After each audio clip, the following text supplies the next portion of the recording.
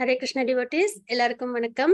நம்ம பகவத்கீதை 18 டேஸ் கிளாஸ்ல இருக்கோம். லெவல் 1ல இருக்கோம். பகவானோட சத் சங்கம், கிருஷ்ணா கான்சியஸ்னஸ் அப்படின்றது ரொம்பவே ஒரு சிறப்பான ஒரு விஷயம். அதுல நம்ம எல்லாரும் ஒன்னா மீட் பண்றதுல இருக்கிறதுலே மிக சிறந்த ஒரு விஷயமா வந்து நம்ம பார்க்கிறோம். நேத்திக்கு நம்ம பகவத்கீதையில சாப்டர் 1 அது பார்த்தோம். நம்ம சாப்டர் 1ல என்ன அப்படி பார்த்தோம் அப்படின்னு பாத்தீங்கன்னா, ஃபர்ஸ்ட் ஆஃப் ஆல் வந்து பகவத்கீதை பகவானே சொன்ன ஒரு விஷயம். அதுல உள்ள வேர்சஸ் எல்லாமே, அதுல உள்ள விஷயங்கள் எல்லாமே பகவானே சொன்னது.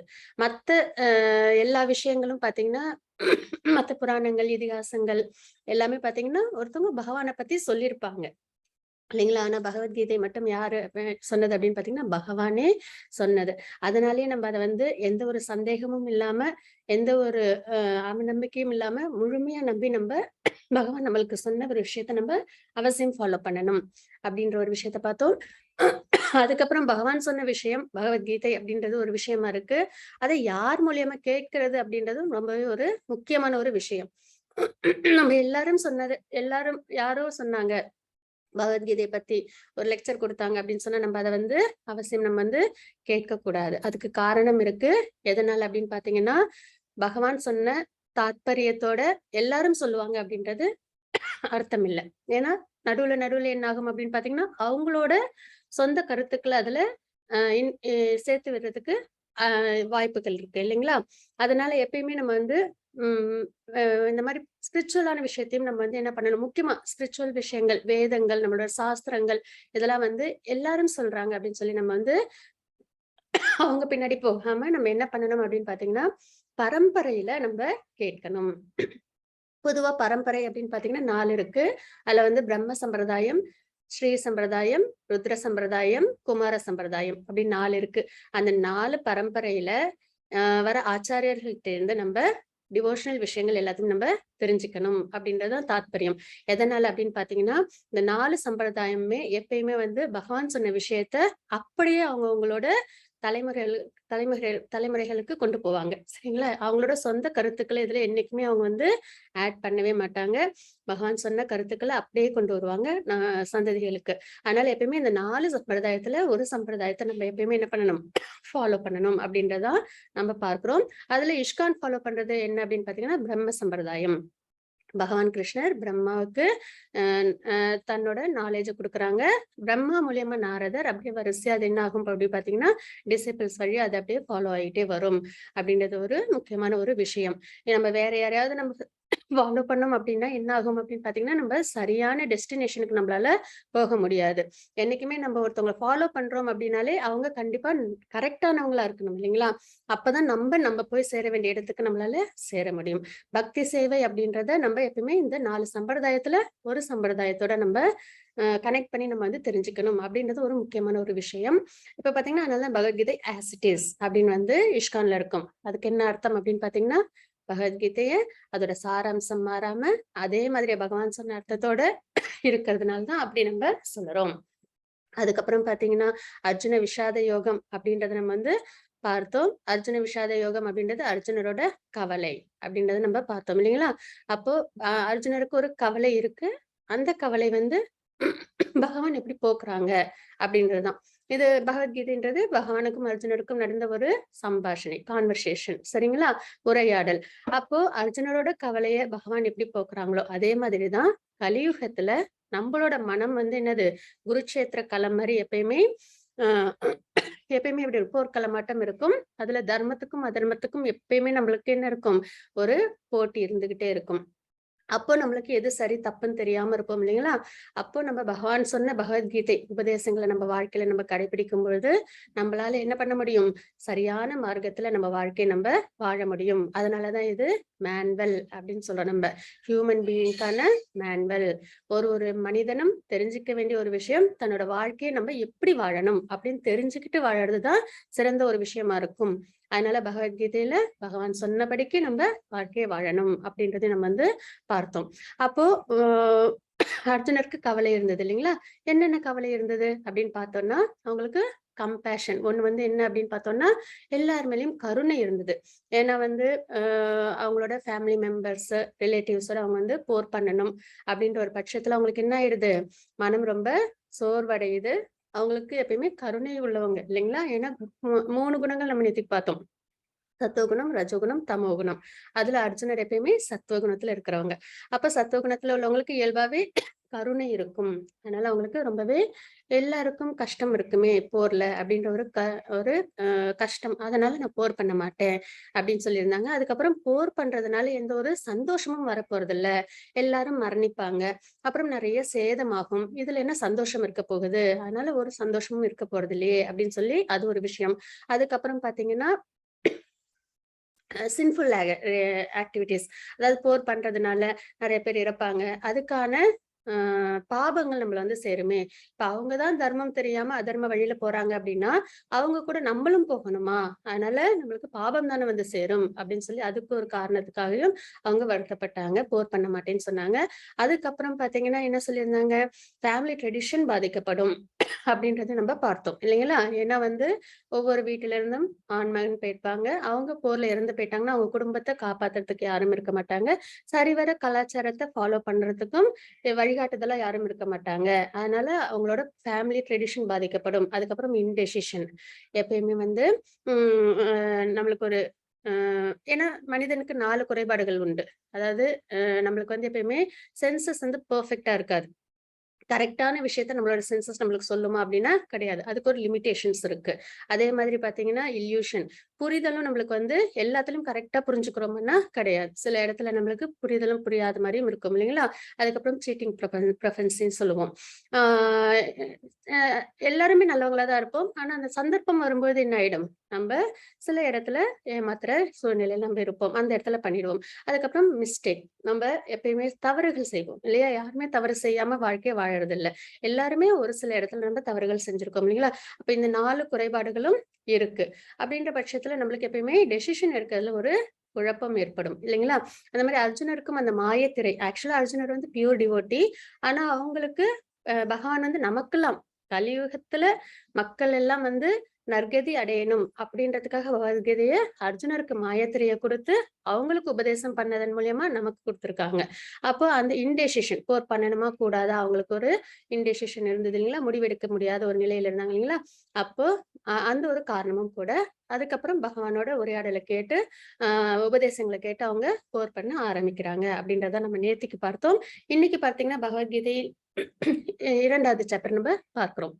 இதுல பார்த்தீங்கன்னா, கீதையின் சாராம்சம் அப்படின்னு நம்ம வந்து இத சொல்லலாம். ஏன்னா பகவத்கீதையில மொத்தம் பார்த்தீங்கன்னா, 3 யோகங்கள் இருக்கு. அதாவது வந்து கர்ம யோகம், ஞான யோகம், பக்தி யோகம் அப்படின்னு 3 யோகங்கள் இருக்கு.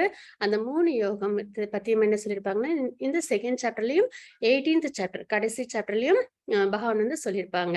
அப்போ ஆ பகவத்கீதையில முழுசா நம்ம என்ன பார்க்க போறோமோ 18 சாப்டர்லயும் அது எல்லாமே பகவத்கீதையில சாப்டர் 2ண்ட்லயும் அதுக்கப்புறம் சாப்டர் 18லயும் வந்து பகவான் சுருக்கமா சொல்லியிருப்பாங்க.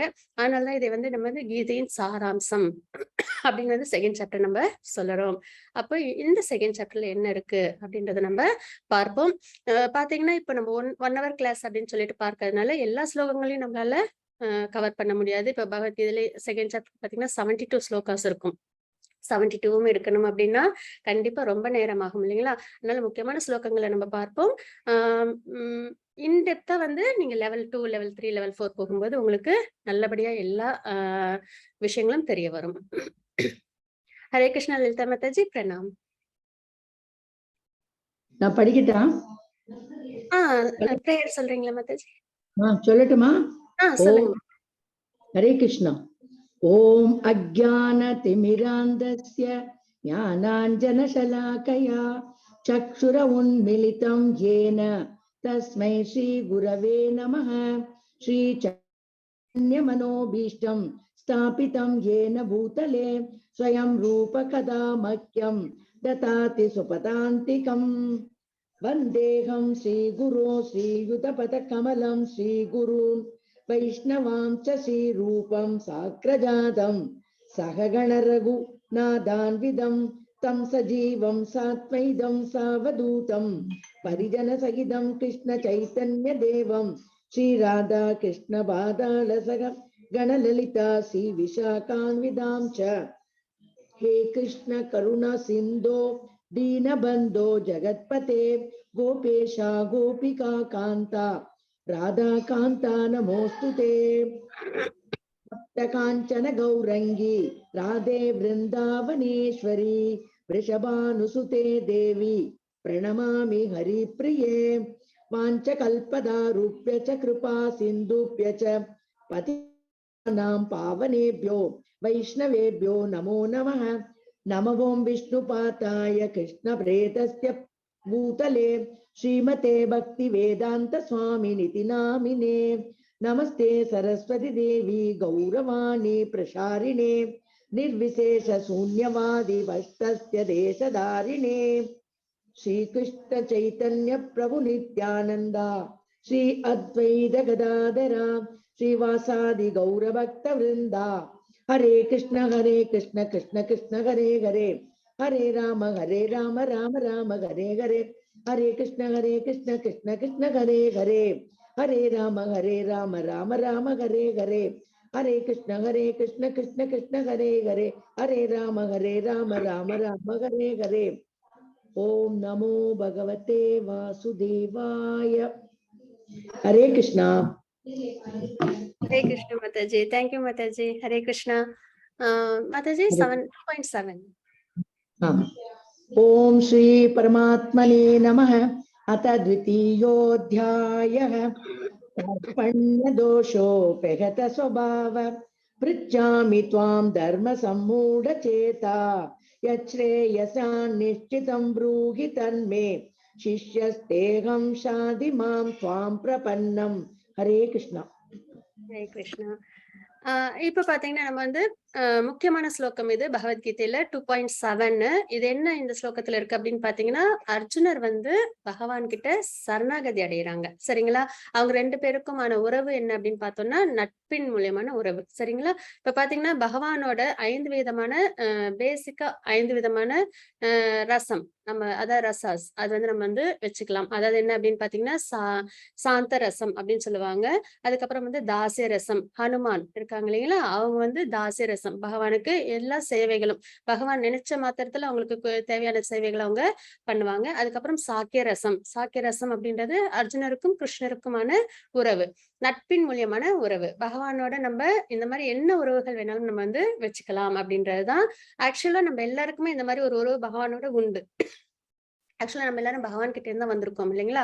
அப்போ நம்ம கிட்ட ஆல்ரெடி பகவானோட ஒரு உறவு சம்பந்தம் உண்டு. ஆனா நம்ம இந்த பிறவி என்னும் விஷயத்தினால நிறைய நம்ம என்ன பண்ணிருக்கோம், இந்த 3 குணங்கள் இருக்கு இல்லைங்களா, அதோட தாக்கத்தினால நம்ம அந்த உறவை என்ன பண்ணிருக்கோம் அப்படின்னு பாத்தீங்கன்னா மறந்துருக்கோம். அப்போ நமக்கு மறுபடியும் அந்த உறவை புதுப்பிச்சுக்கிறதுக்கான ஒரு விஷயமா தான் இந்த ஸ்பிரிச்சுவல் நாலேஜ் எல்லாத்தையும் நம்ம கெயின் பண்ணிட்டு இருக்கோம். செல்ஃப் ரியலைசேஷன் எல்லாத்தையும் நம்ம எடுத்துக்கும் பொழுது பகவானோட நமக்கான உறவு நம்மளால அண்டர்ஸ்டாண்ட் பண்ணிக்க முடியும். அப்போ 3வதா வந்து நம்ம பார்க்கிறது சாக்கிய ரசம், அர்ஜுனருக்கும் கிருஷ்ணருக்குமான உறவு. அதுக்கப்புறம் பாத்தீங்கன்னா வாத்சல்ய ரசம். அது என்ன அப்படின்னு பார்த்தோம்னா யசோதா அம்மாவுக்கும் கிருஷ்ணருக்குமான உறவு. சரிங்களா? நந்த மகாராஜாவுக்கும் யசோதா அம்மாவுக்கும் கிருஷ்ணருக்குமான உறவு, அதாவது பேரண்டிங் ரிலேஷன்ஷிப் அப்படின்னு வந்து நம்ம வந்து சொல்லுவோம். அதுக்கப்புறம் பாத்தீங்கன்னா மாதுரிய ரசா. அது என்னன்னு பாத்தீங்கன்னா கோபா கோபேஸ், ராதாராணி இவங்க எல்லாம் இருக்காங்க இல்லைங்களா, அவங்க எல்லாம் வந்து கோபேஸ் எல்லாம் பாத்தீங்கன்னா பகவான் மேல அன்பு, அன்கண்டிஷனல் லவ். இந்த மெட்டீரியல் உலகத்துல உள்ள அன்பு கிடையாது. அது வந்து சுத்தமான அன்பு. பகவான் மேல அவங்களுக்கு இருக்கிற ஒரு எதையும் எதிர்பார்க்காம பகவானுக்காக என்ன வேணாலும் செய்யக்கூடிய ஒரு அன்கண்டிஷனல் லவ் அப்படின்னு வந்து நம்ம வந்து சொல்லுவோம். அதுதான் மாதுரிய ரசம் அப்படின்றது. அப்ப இந்த 5 விஷயங்கள்ல நம்ம வந்து பகவானோட இந்த 5 விதமான உறவுகள்ல நம்ம வந்து சம்பந்தப்பட்டிருக்கோம். அதுல அர்ஜுனருக்கும் கிருஷ்ணருக்குமான உறவு என்னன்னு பார்த்தோம்னா சாக்கிய ரசம் அப்படின்னு நம்ம பார்க்கிறோம். சரிங்களா? அப்ப அவங்க 2 பேரும் நண்பர்களா இருக்காங்க. அப்போ அர்ஜுனர் இப்ப போர்ல வந்து என்ன பண்றது அப்படின்னு தெரியாம இன்டெசிஷன்ல இருக்கும்போது அவங்க என்ன பண்றாங்க, பகவான்கிட்ட சரணாகதி அடைகிறாங்க இல்லைங்களா? அதற்கான ஸ்லோகம் தான் இந்த 2.7 ஸ்லோகம். சரிங்களா? அப்ப இந்த ஸ்லோகத்தை நம்ம அவசியம் நம்மளும் என்ன பண்ணணும், நம்ம வந்து மெமரைஸ் பண்ணணும். இதன் மூலியமா நம்மளும் பகவான் கிட்ட சரணாகதி அடையறதுக்கான ஒரு விஷயமா இந்த ஸ்லோகம் நமக்கு இருக்கும் அப்படின்றதுதான் தாத்பரியம். இந்த ஸ்லோகத்துல என்ன இருக்கு அப்படின்னு பார்க்கலாம். இப்பொழுது நான் என் கடமையை பற்றி குழப்பம் அடைந்து கருமித்தனமான பலவீனத்தால் என் இயல்புகளை எல்லாம் இழந்து விட்டேன் அப்படின்றத சொல்றாங்க. ஏன்னா அவங்களுக்கு 5 காரணங்கள் சொன்னாங்க இல்லைங்களா, போர் பண்ண மாட்டேன் அப்படின்னு சொல்லி. அப்போ இந்த மாதிரி நிறைய ஸ்பெகுலேஷன்ஸ் குழப்பங்கள் அவங்க மனசுல இருந்ததுனால. கருமித்தனமான அப்படின்றது என்ன அப்படின்னு பார்த்தோம்னா, ஏதாவது ஒரு விஷயத்த நம்ம செய்யறோம் அப்படின்னா, ஏதாவது ஒண்ணு எதிர்பார்த்து செய்றோம் இல்லைங்களா? அதுதான் வந்து கர்மீஸ். அதாவது கர்மகாண்டா அப்படின்னு நம்ம வந்து நாளைக்கு பார்ப்போம். நம்ம கர்ம யோகா அப்படின்னா என்னன்றத நம்ம நாளைக்கு பார்ப்போம். அதுல ஏதோ ஒரு விஷயம் நம்ம செய்றோம்னா, அதுல ஒரு எதிர்பார்ப்போட செய்யறது. இந்த விஷயம் செஞ்சா இந்த விஷயம் நமக்கு கிடைக்கும் அப்படின்ற ஒரு விஷயத்தினால. இப்ப இவங்க என்ன பண்றாங்க? போர் பண்ணா எல்லாரும் இறந்து போயிடுவாங்களே! எல்லாருக்கும் கஷ்டம் வருமே! அப்படின்ற ஒரு விஷயம்லாம் உங்களுக்கு மனசுல தோணுது இல்லைங்களா? அதனால பலவீனமாகுறாங்க. அதனால என்னோட இயல்புகளை எல்லாம் இழந்து விட்டேன் அப்படின்னு வந்து பகவான்ட்ட முறையிடுறாங்க. இந்நிலையில் எனக்கு நல்லது எது என்று நிச்சயமாக கூறும்படி உம்மை கேட்டுக்கொள்கின்றேன். அப்போ நமக்கும் ஒரு தெளிவு ஏற்படாத நேரத்துல நம்ம என்ன பண்ணணும்? நம்ப கரெக்ட்டான ஒரு நபர நம்ம அணுகணும். அந்த விஷயம் தெரிஞ்ச நபரா இருக்கணும். நம்மளுக்கு கரெக்ட்டா நம்மளுக்கு புடிச்சத சொல்றத விட நமக்கு எது நல்லதோ அத சொல்றாங்களோ, அந்த மாரி ஒரு நபர். சரிங்களா? அப்போ நம்மளுக்கு ஸ்பிரிச்சுவலா இப்ப நம்மளுக்கு எது சரி, தப்புன்னு தெரியல அப்டின்னா, நம்ப குருவ நம்ப சரணம் அடையணும். அப்டின்றது தான் இங்க தாத்பரியம். அப்ப இந்நிலையில் எனக்கு நல்லது எது என்று நிச்சயமாக கூறும்படி உம்மை கேட்டுக்கொள்கின்றேன்.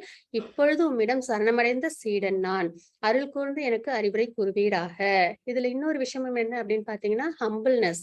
எப்பயுமே வந்து பகவானுக்கு அந்த ஃபால்ஸ் ஈகோ அப்படின்றது பிடிக்காது. தான் அப்படின்ற ஒரு அகங்காரம் வந்து அவங்களுக்கு பிடிக்காது. அப்போ எப்பயுமே எப்படி இருக்கணும் அப்படின்னு பார்த்தீங்கன்னா, ஒரு ஹம்பிள்னஸோட நம்ம இருக்கணும் அப்படின்றது தான் இங்க தாத்பரியம். அ இதுல பார்த்தீங்கன்னா, அர்ஜுனர்கிட்ட அந்த எல்லா விஷயங்களும் அடங்கி இருக்கு. அதே மாரி நம்பளும் என்ன பண்ணணும்? பகவான் கிட்ட நம்ப ஹம்பிள்னஸோட நம்ப சரணாகதி அடையணும் அப்படின்றது தான் தாத்பரியம். இது ரொம்பவே முக்கியமான ஒரு ஸ்லோகமும் கூட. இந்த இடத்துல இருந்து அவங்க 2 பேருக்கும் நட்பின் மூலியமா இருந்த உறவு எப்படி மாறுது அப்படின்னு பார்த்தீங்கன்னா, குருவுக்கும் சிஷ்யருக்குமான உறவா மாறுது இந்த ஸ்லோகத்துல இருந்து. அதுக்கப்புறம் பார்த்தீங்கன்னா, இப்ப நம்ம பார்க்கிறது என்ன அப்படின்னு பார்த்தீங்கன்னா, டைப்ஸ் ஆஃப் காட் ரியலைசேஷன். இப்ப பார்த்தீங்கன்னா, பகவத்கீதையில எல்லா இடத்துலயும் பகவான் உவாச்ச அப்படின்னு தான் வரும். கிருஷ்ண உவாச்ச அப்படின்றது வராது. பகவான் உவாச்ச அப்படின்றது தான் வரும். அது எதனால அப்படின்னு பார்த்தீங்கன்னா, அ பகவான் அப்படின்னாலே வந்து அ 6 ஆப்புலன்சஸ் முழுமையா அவங்களுக்கு இருக்கும். என்னென்னன்னு அப்படின்னு பார்த்தீங்கன்னா, வெல்த், ஃபேமஸ், ஸ்ட்ரென்த், ரினவுன்சியேஷன் அதுக்கப்புறம் வந்து நாலேட்ஜ் இதெல்லாம் சேர்ந்து இருக்கிறது தான் பகவான் அப்படின்றது. இது யாரு சொன்னாங்க அப்படின்னு பார்த்தீங்கன்னா, வியாசதேவர் இருக்காங்க இல்லைங்களா? நமக்கு வேதங்கள்லாம் வந்து 4ஆ பிரிச்சு, அதுக்கப்புறம் உபநிஷத்கள் 108, புராணங்கள் 18, இதிகாசங்கள் இதெல்லாம் நம்மளுக்கு குடுத்தாங்க இல்லைங்களா? அவங்களோட தந்தை பராசர முனி. அவங்க வந்து விஷ்ணு புராணத்துல பகவான் அப்படின்னா, இந்த 6 ஆப்பலன்சன்ஸும் முழுமையா இருக்கிறவங்க தான் பகவான் அப்படின்னு சொல்லி அ அ அ டெஃபினிஷன்ஸ் குடுத்திருக்காங்க. அப்போ இந்த 6 விஷயமும் யார்கிட்ட முழுமையா இருக்கு அப்படின்னு பார்த்தீங்கன்னா, பகவான் கிருஷ்ணர் கிட்ட இருக்கு. அதனால தான் எல்லா இடத்துலயுமே எப்படி இருக்கும் அப்படின்னு பார்த்தீங்கன்னா, பகவான் வாச்ச அப்படின்னு வந்து சொல்லியிருப்பாங்க. அதுல பார்த்தீங்கன்னா, காட் ரியலைசேஷன் அப்படின்றது 3 விதமா நம்ம வந்து புரிஞ்சுக்க முடியும். அதுல என்னென்ன அப்படின்னு பார்த்தோம்னா, ஃபர்ஸ்ட் இப்ப நம்ம பார்க்கிறோம் இல்லைங்களா? இது பார்த்தீங்கன்னா, ஒரு மலை இருக்கு. மவுண்டெயின்ஸ் இருக்கு. அது மேல பார்த்தீங்கன்னா, மேகக்கூட்டங்கள் நம்மளுக்கு தெரியுது. சரிங்களா? இத மட்டும் பார்த்து புரிஞ்சுக்கிறவங்க ஒரு சில நபரா இருப்போம். அதுக்கப்புறம் இன்னும் கொஞ்சம் கிட்டக்க போய் பார்க்கிறவங்களுக்கு, அந்த மலை மேல மரங்கள் இருக்கிறதும் தெரிய வரும். இல்லைங்களா? அப்போ அந்த நிலைய வந்து ஒரு சிலவங்க புரிஞ்சுப்பாங்க. அதுக்கப்புறம் இன்னொரு விஷயம் என்ன அப்படின்னு பார்த்தீங்கன்னா, அந்த மலையிலே என்ன இருக்கு அப்படின்னு பார்த்தீங்கன்னா, ஒரு கிளி வந்து பழம் சாப்பிட்டுட்டு இருக்கிறத தெரிஞ்சுக்க முடியுது. இல்லைங்களா? அப்போ 3 விதமான ரியலைசேஷன். இப்போ ஒரு சிலவங்க என்ன பண்ணுவாங்கன்னா, மலை, அது மேல மேகக்கூட்டங்கள் இருக்கு அப்படின்னு புரிஞ்சுப்பாங்க. இன்னொருத்தவங்க என்ன பண்ணுவாங்க அப்படின்னு இன்னும் ஒரு சிலவங்க என்ன பண்ணுவாங்கன்னா, அதுல மரங்களும் இருக்கு அப்படின்றத தெரிஞ்சுக்கிறாங்க.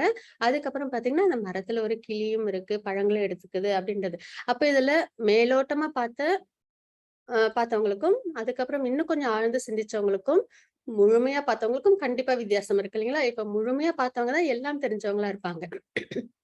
அதே மாரி காட் ரியலைசேஷன் அப்படின்றதும் பார்த்தீங்கன்னா, ஆ பிரம்மன் ரியலைசேஷன், பரமாத்மா ரியலைசேஷன், பகவான் ரியலைசேஷன் அப்படின்னு வந்து 3 இருக்கு. சரிங்களா?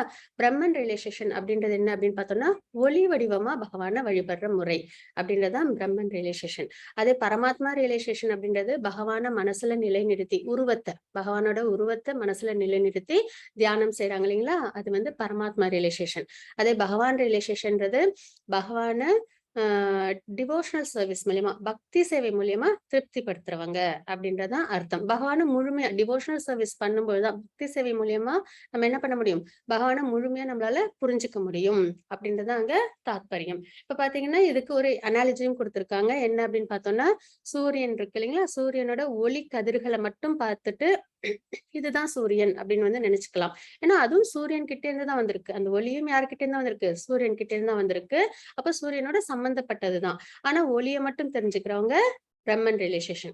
அதே வந்து பரமாத்மா ரியலைசேஷன் என்ன அப்படின்னு பாத்தீங்கன்னா, அவங்க என்ன பண்ணுவாங்கன்னா, வானத்தை கொஞ்சம் முத்து பார்த்த உடனே அவங்களுக்கு ஒரு வட்டமா ஒரு உருவம் தெரியும் இல்லைங்களா? அப்ப சூரியன் ஒண்ணு இருக்கு. அது வட்ட வடிவுல இருக்கு அப்படின்ற வரைக்கும் அவங்க புரிஞ்சுப்பாங்க.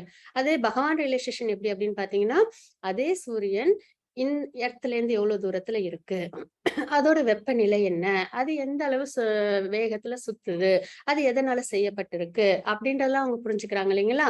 அப்போ முழுமையா சூரியனை பத்தி தெரிஞ்சவங்க யாரு? இந்த விஷயங்கள் எல்லாம் தெரிஞ்சவங்க தான் இல்லைங்களா? அதே மாதிரிதான் காட் ரியலைசேஷனும் பாத்தீங்கன்னா 3 விதம். ஒண்ணு வந்து பிரம்மன் ரியலைசேஷன், ஒளி மட்டும் தெரிஞ்சு ஒளிய வழிபடுறவங்க. இன்னொருத்தவங்க பாத்தீங்கன்னா பரமாத்மா ரியலைசேஷன், பகவான மனதுல நிலைநிறுத்தி உருவத்தை நிலைநிறுத்தி வழிபாடு செய்யறவங்க. அதுக்கப்புறம் பகவான் ரியலைசேஷன் அப்படின்றது பகவானுக்கு பக்தி சேவை செய்யறவங்க அப்படின்றத வந்து நம்ம இங்க தெரிஞ்சுக்கிறோம். இதுல முழுமையா பகவானை புரிஞ்சுக்கிறவங்க யாருன்னு பாத்தீங்கன்னா பக்தி சேவை மூலியமா. இப்ப யசோதாம்மா பாத்தீங்கன்னா பகவானுக்கு என்ன ஒரு வாத்சல்ய ரசம் இல்லைங்களா? அவங்க என்ன பண்றாங்க, முழுக்க முழுக்க பகவான ஒரு தன்னோட குழந்தையா பார்த்து அவங்களுக்கு சேவைகள் செய்யறாங்க. அதுல அவங்களுக்கும் மிகப்பெரிய ஒரு சந்தோஷம் கிடைக்குது. அதே மாதுரிய பாவத்துல கோபிஸ் எல்லாம் இருக்காங்க, ராதாராணி இருக்காங்க இல்லைங்களா?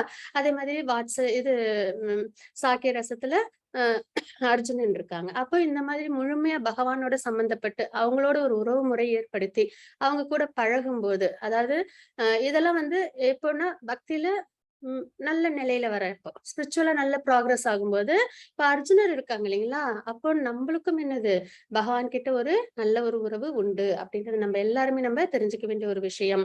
அப்ப பகவான் ரியலைசேஷன் தான் இருக்கலே உயர்ந்தது அப்படின்றத நம்ம இங்க தெரிஞ்சுக்கிறோம். மாதாஜி 2.13. देहिनोऽस्मिन् तथा एके कौमारं यौवनं जरा तथा देहान्तर्प्राप्तिर् धीरस्तत्र न मुह्यति. हरे कृष्ण.